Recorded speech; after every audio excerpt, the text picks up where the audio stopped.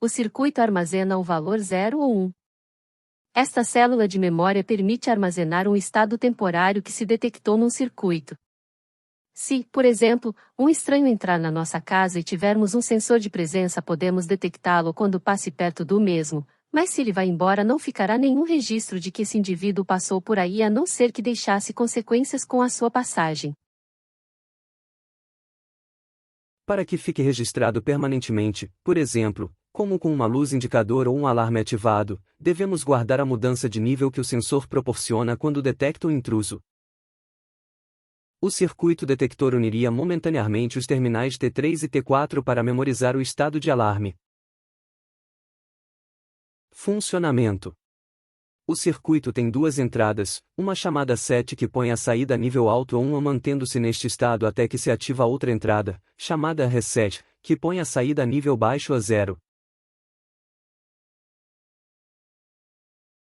Realmente o circuito tem duas saídas que estão dispostas nos terminais 4 e 10 do circuito integrado. As duas saídas estão invertidas, ou seja, uma sempre tem um estado oposto à outra. Realmente o que o circuito faz é memorizar um estado, já que mantém esse estado. No estado inicial, ao conectar a alimentação, se produz uma situação na qual uma das duas saídas vai ser 1 e a outra 0. Quer dizer, se as duas entradas estão a nível alto de 0, na saída vai ficar o que havia antes, mas ao acender a alimentação pode sair em que um 1 ou um 0 e na outra saída, /Q, o inverso. O circuito. Na parte esquerda do esquema temos a porta U1A, que junto com os componentes R1, R2 e C1, forma um circuito de geração de impulso curto. Cada vez que apertemos P1, a montagem gera um impulso muito estreito na saída, que conectaremos diretamente na entrada reset do biestável, pondo a sua saída de 0, ou apagando o diodo LED, que é a mesma coisa. O biestável está montado com o seu circuito típico. A saída de uma das portas vai à entrada da outra e na sua entrada SET tem diretamente uma tecla, P2, para ativar a saída a nível alto 1 a cada vez que apertemos. Se depois desligamos o resistor R4 do terminal 4 do circuito integrado e o conectamos ao terminal 10 do mesmo, estamos utilizando uma saída invertida em relação à que tínhamos antes. Neste caso, a tecla P1 se utiliza para acender o diodo LED e P2 para apagá-lo. Experimento. Este circuito não costuma ser usado de forma isolada, mas sim como parte de outros circuitos mais complexos, como por exemplo o detector de quebra de fio, controle 14.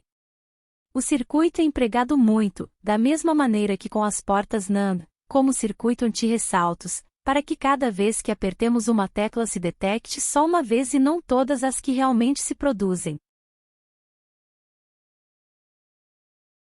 A exemplo do 4011, 4 portas NAND, que possui suas entradas para o lado das extremidades e as saídas para o lado do meio, além de ter a alimentação no pino 7 negativa e no 14 positiva, o 4001 tem essa mesma disposição de pinos.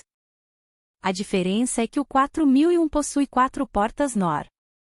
Esse é mais um integrado para a coleção e eu tenho o hábito de salvar essa apresentação e mais uma ou outra informação a respeito para quando for necessário utilizá-lo. Primeiro momento. Ligando a alimentação, a corrente flui para energizar o CI do negativo até o pino 8, ficando negativo, 0. Outra corrente vai energizar o pino 9, que fica negativo, 0. O pino 10, então, fica positivo, 1, e o pino 6 também.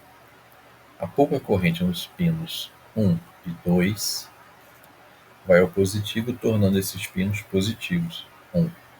O pino 3, então, vai a 0, negativo, e o 5 também. Então, o 4 fica a 0, negativo, impedindo que o LED acenda. Segundo momento, clicando no 7, o pino 9 fica muito positivo, invertendo o pino 10 para 0, negativo, e o 6 também. Com o 5 em 0 e o 6 agora em 0, o pino 4 muda para 1, acendendo o LED e mudando o pino 8 para 1. Os pinos 8 e 9, valendo 1, mantém o pino 10 em 0. Liberando o 7, o pino 9 vai a 0 e o pino 8 a 1.